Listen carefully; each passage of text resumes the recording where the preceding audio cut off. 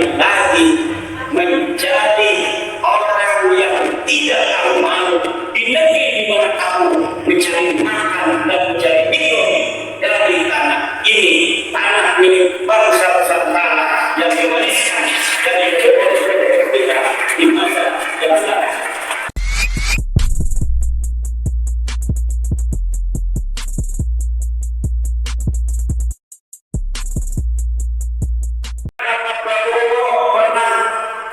Mengajak anak buahnya tentara berenang tahun 70 masuk di kolam renang yang kolam renang ini adalah kolam renang yang tua yang ada sejak zaman sebelum kemerdekaan. Di situ ada tertulis Abraham Farhan and Ilangan. Apa artinya? Tidak boleh masuk anjing dan penghuni. Langsung dihancurkan oleh Bapak Prabowo Subianto. Kemudian Belanda mampu untuk memisahkan bangsa Indonesia selama dia mendadak di tanah air kita dengan kesejahteraan kita yang besar di masa lalu. Manuskrip bangsa Indonesia yang memiliki peradaban sangat luar di abad 1 Masehi, yang memiliki peradaban Kalimantan, yang memiliki peradaban Mojopahit, dan memiliki peradaban Nelayan, memiliki peradaban Samudra Pasai, memiliki peradaban Darat, memiliki peradaban budaya dari Nusa Tenggara. Manuskrip ini dihancurkan, kemudian dia tulis sejarah baru sesuai dengan keinginannya. Agar apa? Agar bangsa Indonesia ada jarak dengan kesejahteranaannya, karena menurut seorang politisi Jerman, hancurkan sejarah suatu bangsa, maka pada generasi kedua para bangsawan dan kesatrianya akan menjadi orang biasa, dan pada generasi ketiga mereka akan mulai menjajah seperti domba-domba. Politisi Jerman yang lain mengatakan tidak bisa mengalahkan suatu bangsa bukan ketika kita membawa tentara, tetapi ketika kita telah mampu memisahkan bangsa itu dari para leluhurnya. Maka kepentingan menjajah adalah bagaimana membelokkan sejarah bangsa Indonesia, sejarah besar kita, peradaban Radusima, peradaban Sailendra, peradaban Sriwijaya, peradaban Mojopahit ini ditinggalkan sampai kita sulit hari ini untuk mencari di mana sebenarnya bekas-bekas kerajaan Mojopahit yang telah menyatukan Nusantara di masa lalu. Kenapa itu sulit? Karena lokasinya ditulis di dalam manuskrip, dan manuskripnya hari ini dihilangkan. Tapi alhamdulillah, mereka mengerti budaya, tapi Allah Maha mengerti budaya. Hari ini istana Mojopahit sudah terpendam.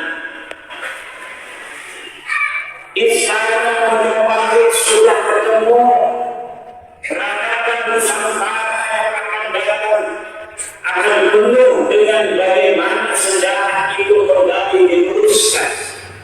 Silsilah masa lalu kita yang mempunyai silsilah besar asli Nusantara dibelokkan ke India, dibelokkan ke Cina, dibelokkan ke Arab. Hari ini semuanya akan kembali kepada kesejahteraan dan sesungguhnya. Apabila sudah bisa disejarah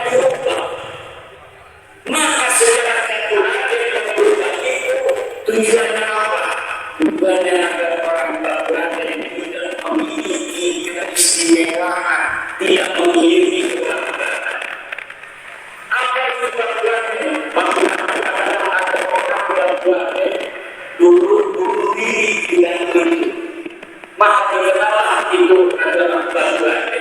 Berarti Baturan ini adalah sejarah-sejarah yang ditulis dan dikembangkan agar masyarakat Baturan tidak memiliki kelangkaan terhadap Baturan.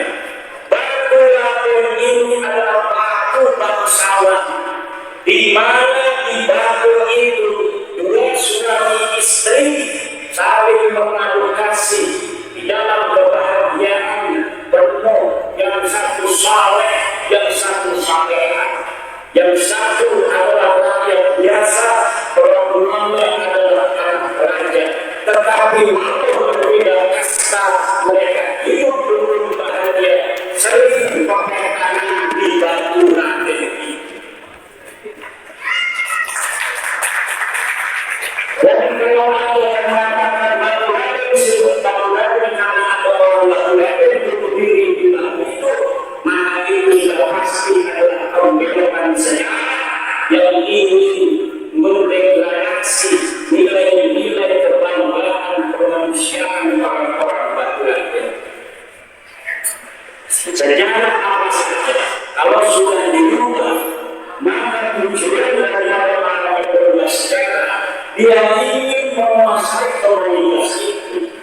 Hari ini telah terbukti adanya berbagai macam penyimpangan sejarah yang sudah terulang. Sejarah merah putih, katanya merah putih ini diciptakan oleh Mustafa Pahlawi, tidak oleh pakar sejarah Al-Qur'an. Katanya yang membuat lambang burung Garuda adalah seorang Pahlawi, ditolak oleh Profesor Kanardono. Katanya ketika 17 Agustus Presiden kita yang mulia Presiden Insinyur Soekarno sebelum membuat proklamasi, mengumumkan proklamasi maunya datang ke seorang Bali, ditolak oleh pakar sejarah Profesor Kanardono. Sejarah itu dibalut di Eropa sekarang terkuat, kemudian TNI sekarang memerintahkan kepada LPNU, kepada siapa satunya LNIU, PNU memerintahkan kepada LPHNU dan LNIU untuk menarik sejarah NU yang dibelokkan oleh undang lagi agar kembali kepada sejarah yang sesungguhnya, bahwa ulama ini dibentuk semata-mata seluruhnya adalah oleh kiai-kiai Nusantara asli.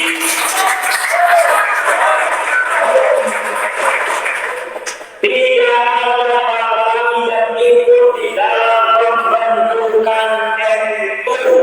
Sejarahnya masih ada, manuskripnya masih ada, bahkan saksinya sudah membuat video. Yai Haji Raden As'ad Syamsul Arifin membuat video sebelum beliau meninggal dunia yang menurut kesejarahan Nahdlatul Ulama bahwa betul tidak ada orang lagi di dalam pembentukan Nahdlatul Ulama. Nahdlatul Ulama dibentuk 1926. Kalau hari ini Pahlawi mengatakan mereka untuk ikut pembentuk Nahdlatul Ulama 1926. Lalu kenapa mereka membentuk Rabi'ah Alawiyah 1928 2 tahun setelahnya? Ini membuktikan bahwa mereka bukan orang NU. Dari dulu mereka mempunyai organisasi sendiri, tidak mau masuk NU. mereka seringnya itu bukan mendukung NU. Kalau NU ada nggak pernah mendukung. Kalau NU ada keputusan malah mereka kemudian yang mengkritik dengan tajam, bahkan mengatakan NU telah disusupi PKI. Bahkan anak-anak kita di Ansor, anak-anak kita di Ansor, anak-anak kita lewat ABY dilakukan oleh seorang Balawi untuk ikut Ansor, untuk ikut Ansor. Videonya masih ada. Kedua Ansor habis dikelilingi oleh orang-orang Balawi. Tetapi hadirin, karena sebagian dari malam keseluruhan kita yang masih mempercayai mereka katanya keturunan Nabi, maka ini kita harus sabar. Mereka bukan keturunan Nabi, Balawi jelas bukan keturunan Nabi. Secara ilmu sejarah bertolak sebagai keturunan Nabi Muhammad. Secara ilmu nasab bertolak sebagai keturunan Nabi Muhammad. Sudah tersedia 180 orang akhirnya menandakan mereka jangankan keturunan Nabi, orang-orang berbuka. Secara akhlak jauh, lihat wajahnya jauh, lemah lembutnya beda dengan Nabi. Mereka suka caci maki, Nabi tidak suka caci maki. Mereka sudah suka menghina, Nabi Muhammad tidak suka menghina. Mereka melakukan saudara Nabi Muhammad wajah-wajahnya penuh dengan kelembutan. Semua orang yang memandangnya itu merasa tenang, senang, dan dimuliakan. Karena Muhammad memandang manusia dengan wajah cinta dan kasih sayang. Tapi mereka wajahnya menakutkan. Bukan sudah. Raja Sangkan Ibu adalah istrinya sudah memberi. Namun sudah salah takdir. Lihat wajahnya, apakah wajahnya menandakan wajahnya Nabi? Tidak. Lihat suaranya, nadanya, apakah seperti itu nada dan suaranya Nabi? Lihat penghinaannya kepada manusia yang lainnya, apakah Nabi Allah sudah menghina orang lain? Lihat ancamannya untuk membubarkan pengajian bahagia dan tidak percaya mereka kepada Nabi. Apakah Nabi suka mengancam? Lihat mereka cuma mempersekusi orang lain, menyuruh anak buahnya untuk mempersekusi orang lain, menakut-nakuti orang lain. Apakah Nabi suka menakut-nakuti orang lain? Apakah orang yang akhlaknya jauh berbeda dengan Nabi masih mau dipercaya sebagai keturunan Nabi? Tidak.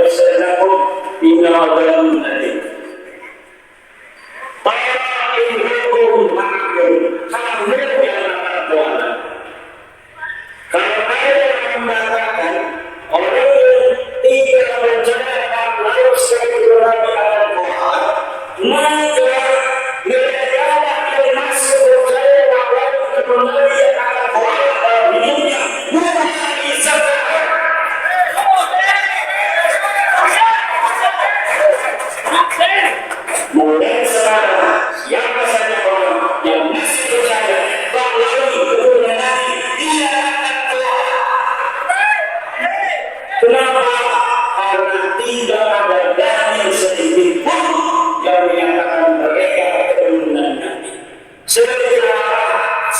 abad keempat sampai abad 9 Hijriah, di mana nama-nama pemimpin mereka yang ditulis katanya ada sebagai ulama. Ternyata saya baca sejarah yang ada ditulis dari abad keempat sampai abad 9, tidak ada nama mereka disebut sebagai keturunan dari Muhammad Sallallahu Alaihi Wasallam. Jangan sebagai keturunan Nabi, orangnya saja tidak ada. Bagaimana kita mengakui seseorang yang bukan keturunan Nabi, lalu kita anggap sebagai keturunan Nabi? Bagaimana nanti kita kalau bertemu baginda Nabi Muhammad SAW, bertemu dengan baginda Sayyidatina Khadijah, Bunda Khadijah, bertanya kepada kita, kenapa engkau menganggap orang yang bukan darah dagingmu sebagai darah dagingmu, sementara anaknya jauh daripada anakku dan ibunda Khadijah dan Kubra, apalagi anak dan suamimu? Bagaimana kalian mempercayai mereka sebagai keturunanku, padahal ada ulama di kalian saat kalian hidup yang telah memberi dalil kepada kalian bahwa mereka adalah keturunanku. Bagaimana nanti kalau Sayyidatina Fatimah Zahra betul bertemu dengan kita dalam keadaan kita, kemudian mengakui yang bukan keturunannya sebagai keturunan Sayyidatina Fatimah Zahra itu? Bagaimana dengan kita? Apalagi kalau nanti kita bertemu dengan baginda dari Muhammad Sallallahu Alaihi Wasallam, orang-orang yang membawa namanya, membawa baginda dari Muhammad untuk mengambil hartanya, untuk mengambil keramik dagangan di material dengan mereka mengaku keturunan Nabi, dia bawa kemudian dia ambil itu keramiknya tanpa bayar. Dia nanggung pada tamu, kemudian kursi atau itu minta diangkat ke mobil. Akhlak-akhlak yang menunjukkan semacam ini kemudian dinisbahkan kepada Nabi Sallallahu Alaihi Wasallam.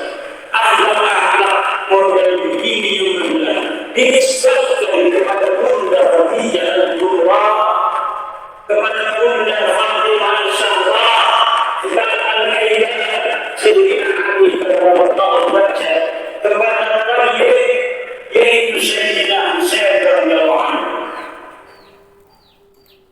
Belum lagi pada hadirin Allah sejarah bangsa Indonesia yang berputar dan seharusnya makam-makam ini ada faktanya, ini ada dataannya, bahwa ada makam-makam yang namanya berdewa bukan kepada yang seharusnya. Ada mayoritas memikirkan orang Jogja, kemudian jadi Biaya. Ada daerah-daerah orang Banten jadi Biaya. Ada di Pemalang kemarin dibongkar itu silsilahnya papan namanya dari Pekalongan katanya Abu Bakar bin Yahya, padahal namanya namanya Syekh Amsono.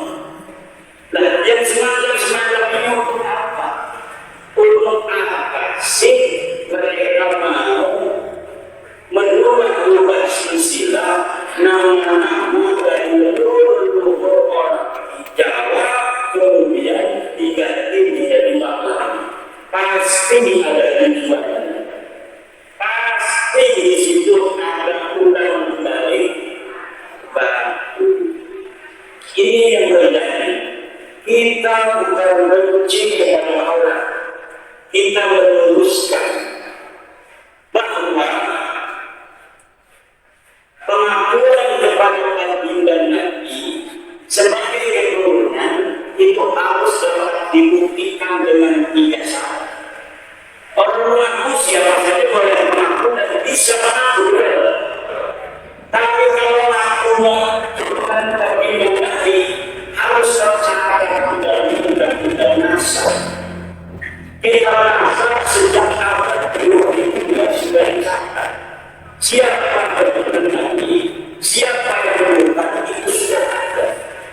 Sudah ada di dalam Al-Quran Imam Ibn di abad kedua Hijriah, karangan Ibnu Battulah yang wafat 199 Hijriah, menerangkan tentang anak Sayyidina Hasan, anak Sayyidina Husain yang ada di Mesir dan di Indonesia. Kemudian ada silsilah di abad keempat, di abad ketiga ada Mus'ab As-Subairi. Kemudian di abad kelima ada kitab Tahdhibul Ansar, ada kitab Al-Wazdi, ada kitab Muntaqal Qaliliyah. Kemudian Nabi semuanya ditulis. Akan bisa ditulis. Tidak punya dia nama Kubel seperti yang diakui oleh para ulama. Dia hidup pada abad ketiga 200 Hijriah. Katanya dia wafat 345. Itu ada keempat, kitabnya ada, tetapi tidak disebutkan Ahmad bin Isa di Jakarta. Ahmad bin Isa itu ada di bawah ini. Bagaimana sekarang sampai ada orangnya di kota Yaman, di negara Yaman, itu orang apa? Mana datanya yang menunjukkan Ahmad bin Isa di negara Yaman? Tidak ada. Ahmad bin Isa berita yang bisa kita dapatkan ada di dalam kitab Al-Zairah. Dia ada di kota Madinah Al-Munawwarah pada tahun 234 Hijriah. Pada umur sekitar 30 tahun, kata Baghdadi dia pindah ke Yaman 317 Hijriah. Berarti umurnya sudah 100 tahun lebih. Masa iya orang yang umurnya sudah 100 tahun lebih kemudian dia pindah ke Yaman? Mau ngapain? Kemudian mati pada 340 Hijriah. Berarti umurnya 131 tahun. Bagaimana orang jangan benar orang yang sampai hidup 131 tahun? Maka secara ideologika ini mendekati mustahil.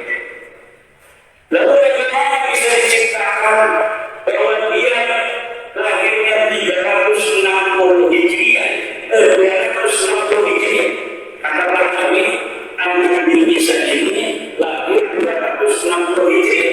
Bagaimana orang yang lahir 260 Hijriah? Di dalam kitab disebutkan 234 Hijriah, dia sudah umur 20 tahun. Ini nyata-nyata bahwa sejarah yang mereka tulis sejarah cocokologi, sejarah palsu. Ada seorang bernama Ahmad bin Isa, kemudian mereka mencantumkan bahwa menurut mereka yang namanya Kubel itu sebagai keturunan baginda Nabi. Itu dari sisi ilmu nasab dan ilmu sejarah. Dan menjelaskan apa? Darah mereka ini justru min ajzati badani itu sudah dites di Mesir. Kalau kita DNA akan tahu ini orang bebas, ini orang Afrika, ini orang Amerika, karena ada profil genetik yang berbeda setiap orang itu.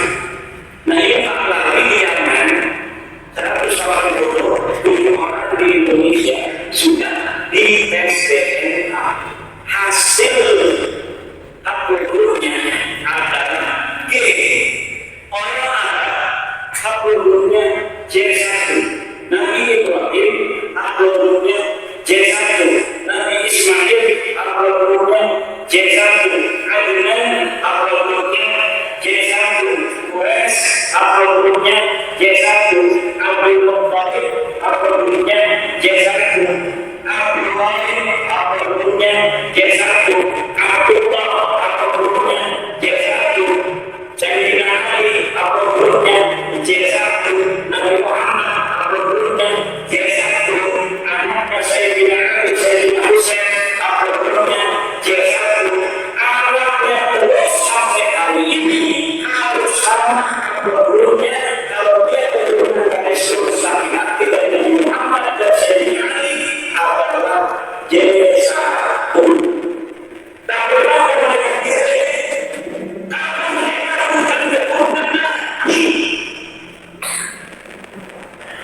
mereka adalah keturunan Nabi Muhammad.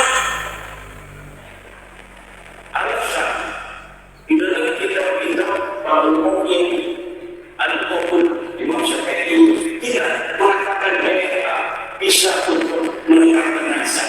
Ya jangan Imam Syafi'i kepada mereka. Jangan dipakai mungkin belum ada mereka. Mereka itu baru ada zaman sekarang. Ulama zaman sekarang yang menerapkan. Sekarang saya menerapkan bahwa SDNA wajib digunakan untuk orang yang mengaku keturunan Nabi. Bagaimana orang yang mengaku keturunan Nabi? Secara ilmu sejarahnya kosong, secara ilmu nasab yang tidak nyambung, tes DNA-nya kemudian mulai jengkel. Kalau dia kita harus mengakui dia sebagai keturunan Nabi. Itulah kita itu jinsah. Itulah kita itu. Jadi kalau pada minggu ada yang berhadapi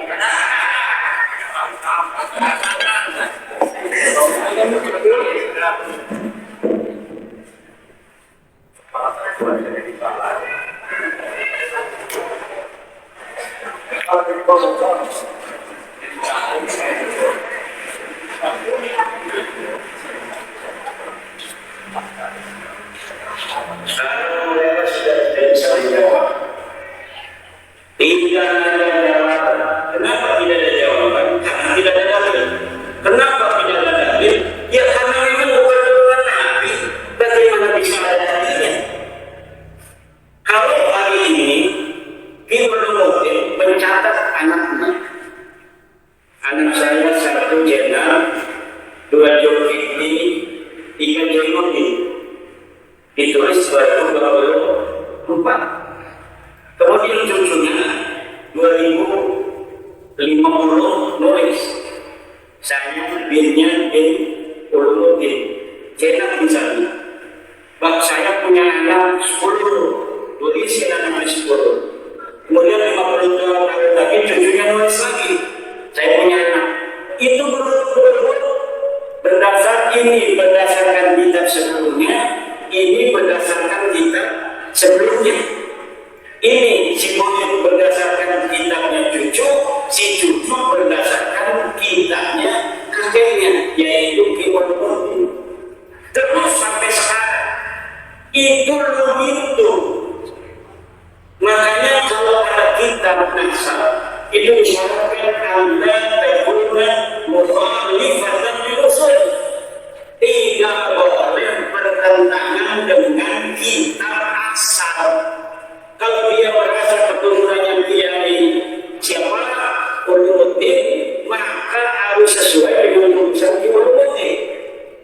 Kalau misalnya Ulumuddin mengatakan anaknya 3 Zainab, Zulkifli, Zainuddin, kemudian 100 tahun lagi ada orang mengatakan bahwa dia keturunan Ulumuddin dari anaknya yang bernama Bajiri. Ini mukhalifatan usul atau tidak? Mukhalifatan usul atau tidak? Ini yang 100 tahun lagi ditulis berbeda dengan kitabnya yang diakui, yaitu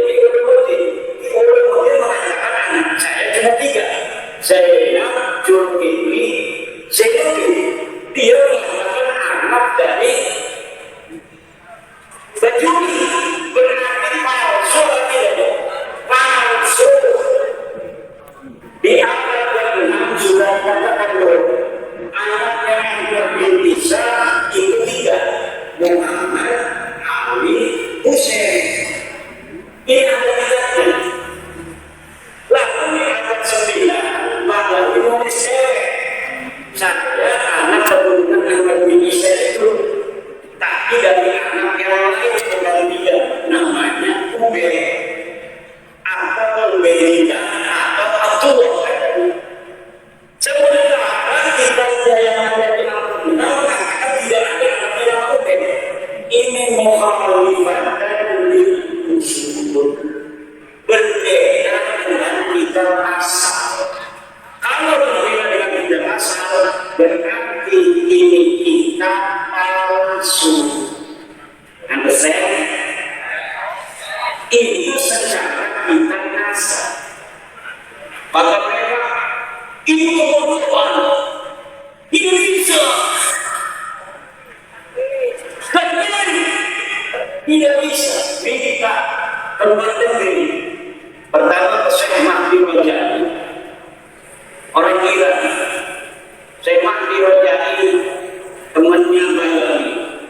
Kata saya Mahdi Rojai bahwa Balawi ini syahid cukup dengan syukur dan istighfar. Syukur dan istighfar itu hari ini di Ulul punya anak namanya Jenab.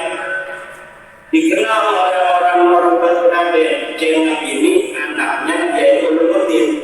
Walau tidak melihat buku rapornya, tidak melihat akte kelahirannya, tidak melihat surat rumah sakitnya, karena sudah terkenal di Bangladesh Jenab anak Nabi Jainuddin, maka kalau kita mengatakan itu Jenab anak siapa? Dijawab oleh kita anaknya Jainuddin, itu kita tidak berdosa karena sudah syukur istighfar. Kata saya Mahdi Rojai, karena Balawi hari ini sudah terkenal sebagai keturunan Nabi, maka sudah cukup harus diterima sebagai keturunan Nabi. Dia tidak konsisten. Dia seorang ahli nasab mengarang kitab namanya Al-Muqirun. Di dalam kitab Al-Muqirun dikatakan bahwa apabila seorang ahli nasab membuat sebuah narasi menggunakan jumlah ismiyah, fa'alimuhu min salasati bani, anaknya itu ada 3, Muhammad wa Ali wa Husain, maka itu berarti tidak ada anak lagi yang menyebutkan bahwa dia punya anak lainnya. Tidak ada. Anaknya cuma 3. Kemudian yang kedua, Syekh Mahdi Rojai tidak membaca kitab-kitab nasab bahwa syuhrah dan istighfar yustaru alaiha adabul mu'arif, tidak boleh bertentangan dengan dalil. Ini surah istighfar tadi. Sehingga anaknya Kiai Ulumuddin udah dikenal di Bangladesh. Kata Kiai Ulumuddin dulu mondok misalnya di Magelang. Waktu di Magelang punya istri, dibawa ini anaknya makanya begitu. Ini bawa anak saya, istri Magelang, namanya siapa? Zainab. Padahal itu anak angkat. Dia mengatakan itu anaknya supaya anaknya ini tidak mati. Padahal dia membunuh jalan. Udah dengan nangis di pinggir jalan. Kata dia Ulumuddin, kenapa saya ditinggal oleh orang tua saya baik bes? Udah ikut kamu kehilangan ayah. Sekarang kamu punya ayah. Ini ayah Ulumuddin. Ketika ada orang tanya, dia ngomong ini anaknya, ini anaknya. Coba istighfar bahwa itu adalah anaknya. Tetapi ada orang yang tahu, yaitu anaknya ini si anak. Setelah anaknya ini adalah gubernur, jarang ada kaitannya dari surat 3. Ini ciri-ciri yang tidak dimiliki orang lain. Foto-fotonya dipangkat di setiap Jawa Tengah, sudut-sudut Jawa Tengah. Ya Allah, ini anak yang hilang di masa lalu. Sekarang dia adalah gubernur. Akhirnya orang baru mas. Khas ini katanya. Dulu saya hilang, anak itu di dekat Banyumas.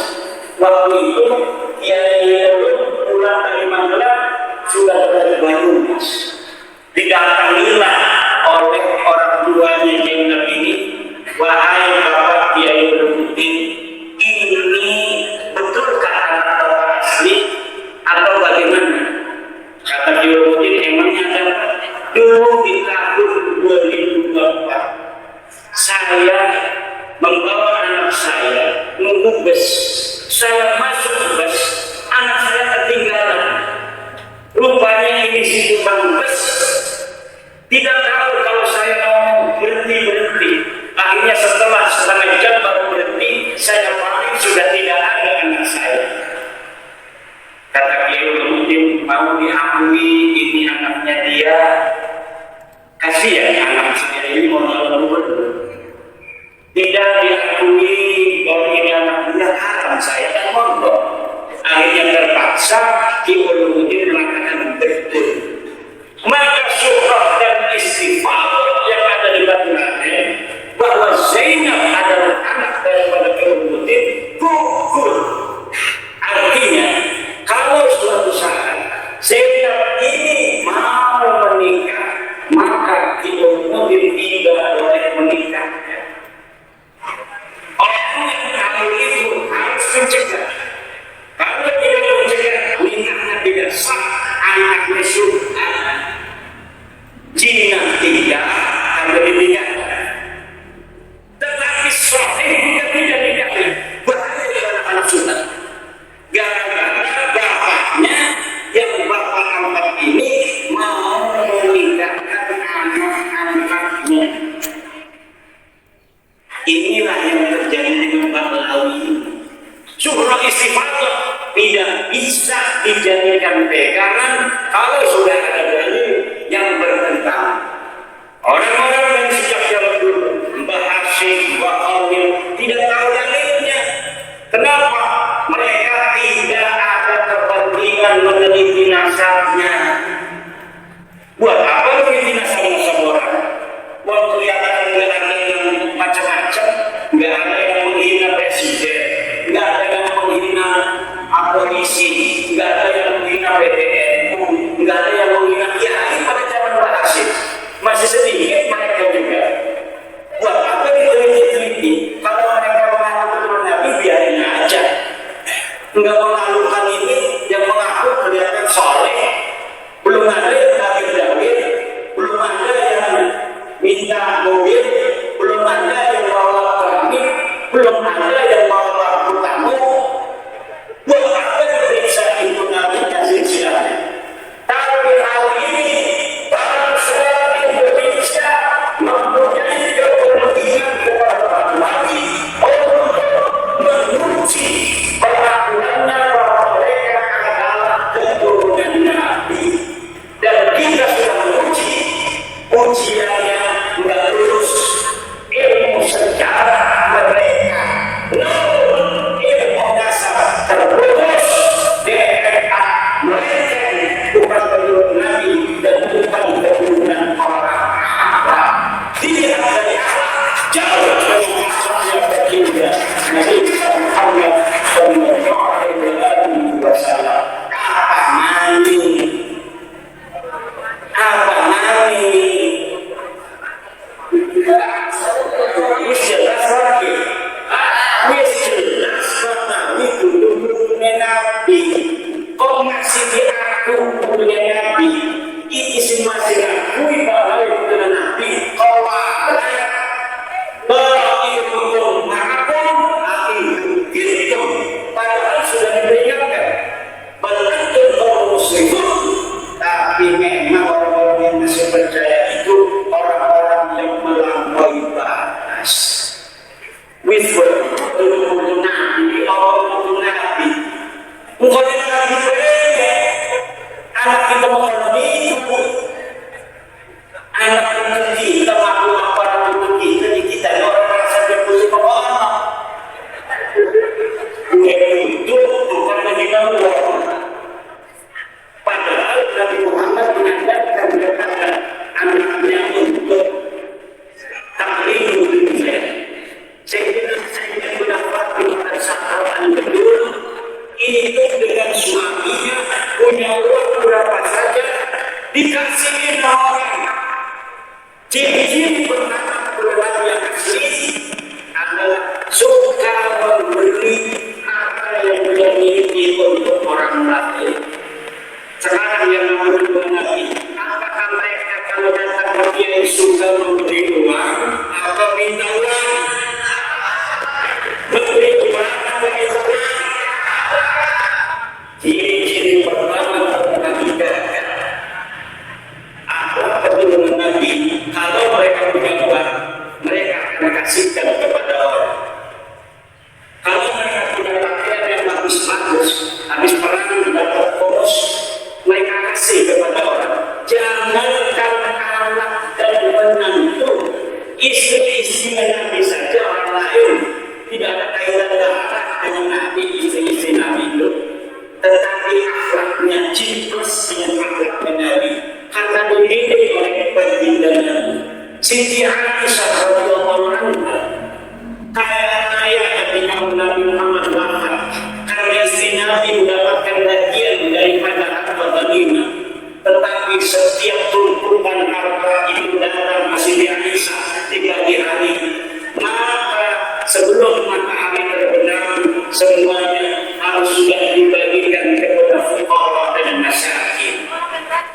Sampai ketika Siti Aisyah sedang berpuasa, dia dapat harta yang begitu banyak, menyuruh pembantunya untuk menggali harta itu. Kemudian Siti Aisyah membuka puasa. Kata Siti Aisyah, ada apa? Aku mau berbuka puasa. Tidak ada apa-apa lagi, wahai ummul mukminin. Kata Siti Aisyah, kenapa kau tidak sisakan sedikit itu?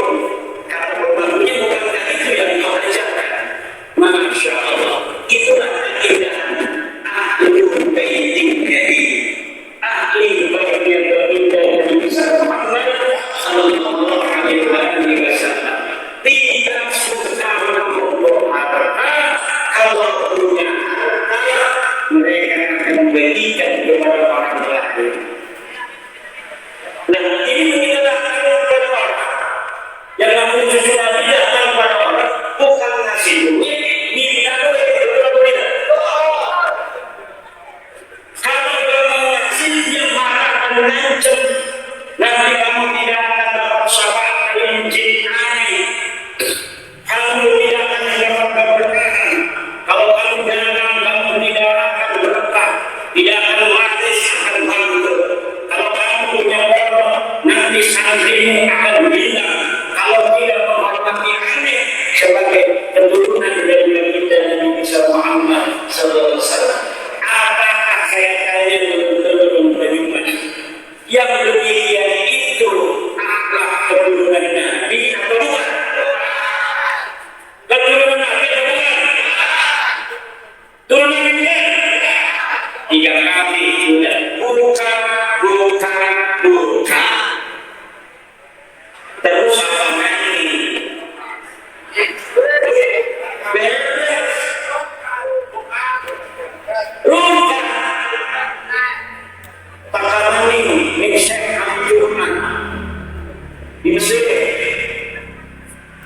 Ini dapat bantuan kawin, bantuan daripada pernyataan, membimbing pernyataan. Syekh Abdurrahman seorang ulama Mesir, teman-teman Syekh Umar bin Hafid mengatakan juga cukup dengan syukur dan istighfar. Tidak ditulis bukan berarti tidak ada. Tetap siapapun yang ditanya, ulama berikutnya ini ditanya tentang Nabi, gak bakal menyadari. Dan akhir mereka datang ulama dari Hijaz, namanya Syekh Ibrahim bin Mansur Al-Amir. Dia itu seorang marga Al-Amir ngakunya, keturunan baginda Nabi ngakunya. Tapi ini Ibrahim bin Mansur nasabnya juga palsu. Sudah diteliti oleh ulama-ulama di negara Hijaz bahwa Ibrahim bin Mansur Al-Amir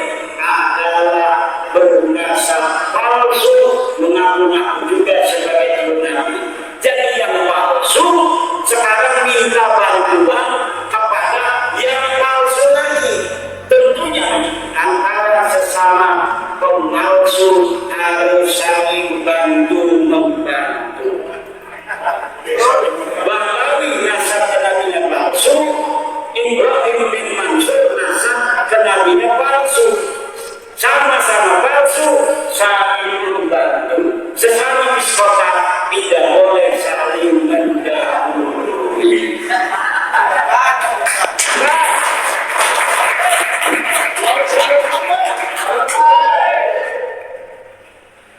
Sekarang begini lagi, ada santri Indonesia lulusan Yaman, namanya Ismail. Dia meneliti kitab saya. Katanya ini Imaduddin ini banyak mengambil daripada situs-situs Wahabi. Jangan-jangan dia adalah susupan dari orang Wahabi. Kitabnya cuma kopas dari situs-situs Wahabi. Ini Ismail mondoknya di Yaman. Dia mondok di Yaman di orang yang mengaku keturunan Nabi.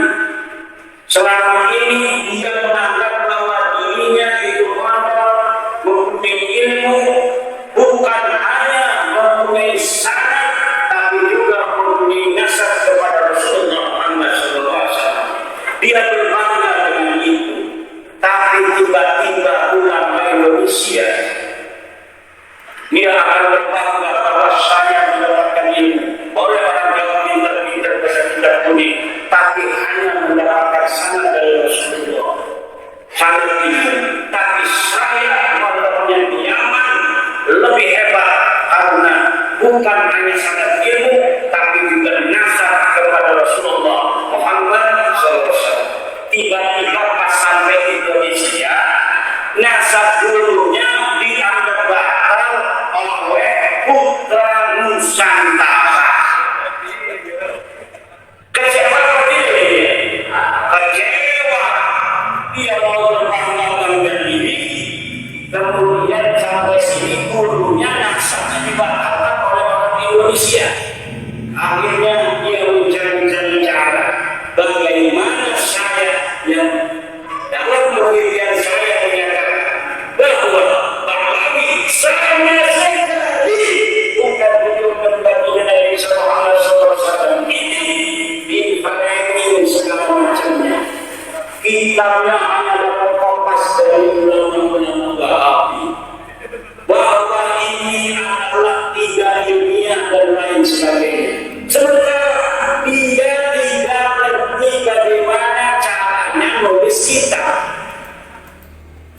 Katanya ini cuma dihilangkan dan ditambah. Dia namanya orang itu harus ada sanad dan tidak boleh bertentangan dengan kitab-kitab sebelumnya. Orang-orang kitab itu hanya menambah atau mengurangi sesuatu yang tidak perlu di masa ini yang ditulis oleh masa lalu. Itu namanya tensi, namanya pembaruan. Hal-hal yang ditulis di masa lalu yang tidak ada korelasi dan signifikansinya di hari ini, itu kemudian dihilangkan, dicari sesuatu yang ada korelasi, signifikansi, kemanfaatan, kemaslahatan untuk peradaban manusia di hari ini.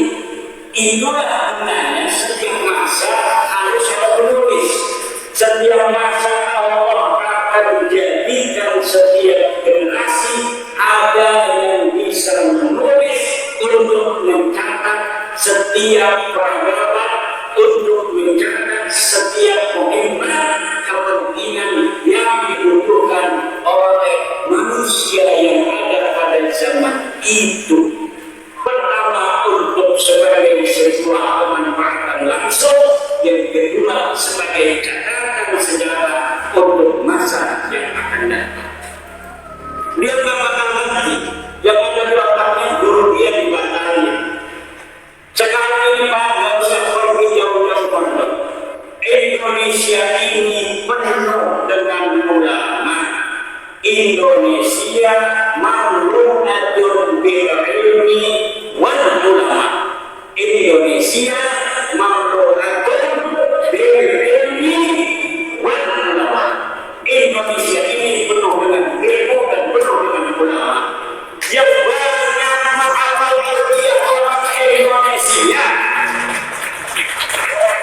yang paling banyak bisa baca kitab kuning itu bukan orang Arab, tapi orang Indonesia, bukan orang Mesir.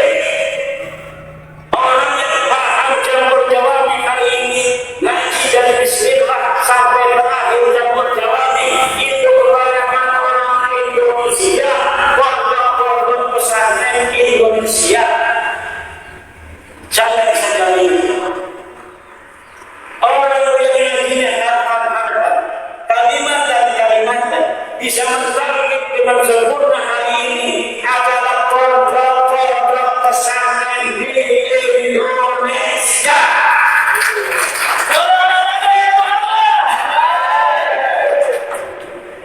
Tetapi keberadaan Indonesia punya mental terjajah. Itu kelemahan. Kenapa masa lalu dijajah begitu panjang? Masih ada mental terjajah. Habis mental terjajah, maka Indonesia akan menjadi nusantara dunia. Habis mental terjajah bangsa Indonesia, maka bangsa Indonesia akan menjadi bangsa yang dibanggakan ke dunia.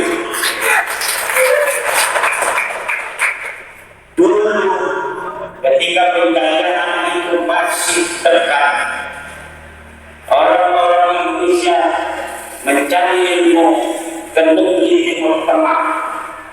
Hari ini Islam Nusantara, Islam sama ilmu itu menjadi sebuah kajian di dunia Timur Tengah untuk diterapkan di Timur Tengah.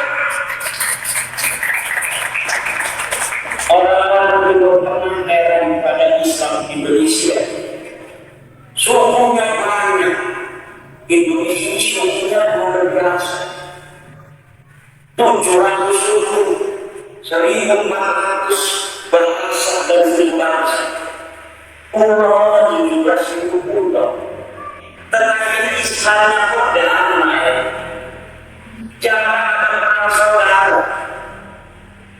Kita memang ada beberapa masalah di TNI, Aceh, Papua, tapi frekuensinya kecil dan bisa dilalui oleh bangsa Indonesia sampai saat ini. Mereka ingin belajar dari bangsa Indonesia. Ternyata jawabannya, karena di Indonesia bukan hanya ada istilah Ahlus Sunnah wal Jamaah, tetapi dalam Indonesia ini ada mutiara Ahlus Sunnah wal Jamaah An-Nahdliyah. Apa itu Ahlus Sunnah wal Jamaah An-Nahdliyah? Yang disebut juga oleh Kiai Said Abu Siraj dan Gus Dur sebagai Islam Nusantara. Islam yang universal sama dengan beragam, tetapi memiliki tipologi khusus, kekhasan di Jawa, kekhasan di Aceh, kekhasan di Maluku, di Kalimantan, di Papua, di Nusa Tenggara dan daerah-daerah Indonesia lainnya. Hari ini Indonesia menjadi kiblat kedamaian dunia. Hari ini Indonesia menjadi kiblat toleransi dunia. Maka oleh karena itu, nilai-nilai ini prioritas yang ada di bangsa Indonesia, yang masih ada di sebagian bangsa Indonesia, harus dihapuskan. Harus mental terjadi. Jangan kita inferior sebagai manusia, kita inferior terhadap orang lain. Sebagai manusia beragama, kita berinferioritas diri terhadap orang-orang Timur Tengah. Padahal Islam mengajarkan, inna akramakum indallahi atqakum. Sungguhnya orang yang paling mulia bukan dia orang Arab, bukan dia orang Barat, tetapi dia orang yang paling bertakwa kepada Allah.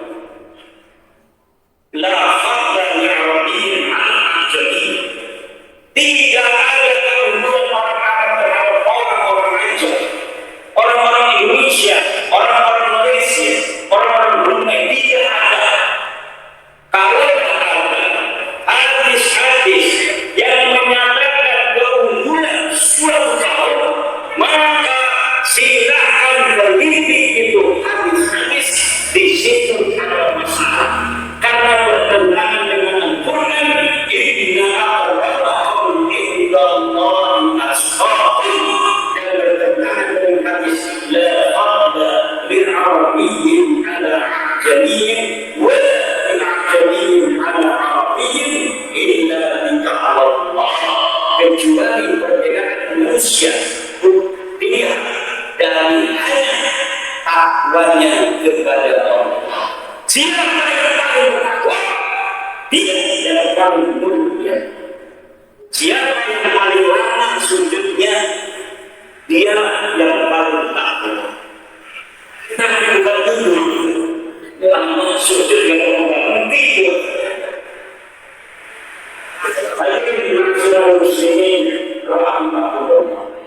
Ini yang harus kita tanamkan kepada anak-anak kita. Anak-anak bangsa, mana bangsa bangsa. Tuh, ada muslimah dua.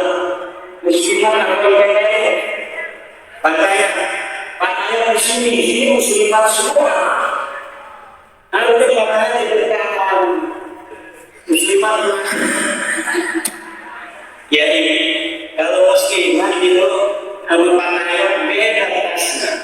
Kalau tasnya itu pakaian itu adanya minyak wangi parfum liver. Kalau muslimah di dalam tasnya itu apa? Balsam berkulit.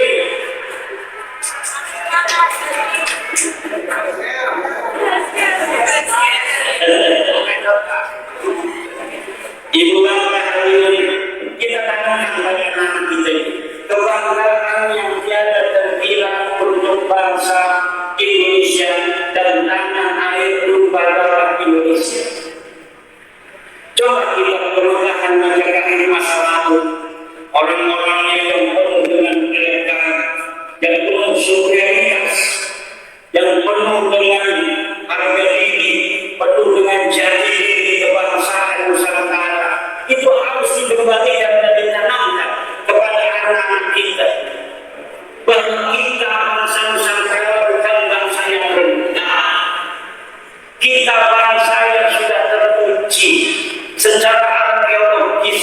Sedikit sekali bangsa di dunia ini yang memiliki peradaban, peninggalan peradaban seperti kita bangsa Indonesia. Lihat ukiran Borobudur dengan ukiran-ukirannya hari ini kita bisa begini. Itu lebih indah di masyarakat. Lihat ukiran-ukiran yang ada di Prambanan. Bagaimana ketelitian leluhur kita menjadi seorang pengrajin pahat dengan pahatan yang begitu halus. Bandingkan dengan pahatan hari ini yang paling halus yang bisa kita kerjakan. Lihat makam-makam, bagaimana ukiran leluhur kita, makam-makam itu begitu indah. Lalu untuk seorang raja besar Soekarno di Blitar, kita hanya bisa naruh batu gede besar. Kenapa? Karena kita nggak bisa mungkin yang bagus. Betul atau tidak? Tidak ada lagi kebanggaan kita sebagai bangsa Indonesia untuk mengukir sejarah untuk anak cucu kita di masa yang akan datang. Siapa orang-orang hari ini yang mempunyai perhatian bagaimana mencatat kesejarahan bangsa Indonesia merdeka tahun 1945, punya presiden pertama Soekarno, punya apa namanya itu lambang Garuda, punya dasar Pancasila, kemudian ditulis di batu yang besar dengan bahatan yang indah sehingga ribuan tahun yang akan datang ini tidak akan hilang dan nanti anak cucu kita ribuan tahun yang akan datang bisa menemukan batu ini bahwa dulu pernah ada peradaban di tanah Nusantara ini yang bernama Indonesia yang kemudian dia merdeka 1945, punya presiden pertama Soekarno, punya presiden kedua yaitu Saputri Purnawirawan, punya presiden ketiga yaitu Soeharto, punya presiden keempat yaitu Habibie. Ditulis di sana sampai Bapak Prabowo Subianto, ditaruh di sebuah tempat yang kira-kira walaupun ada Krakatau meletus lagi, Merapi meletus, gempa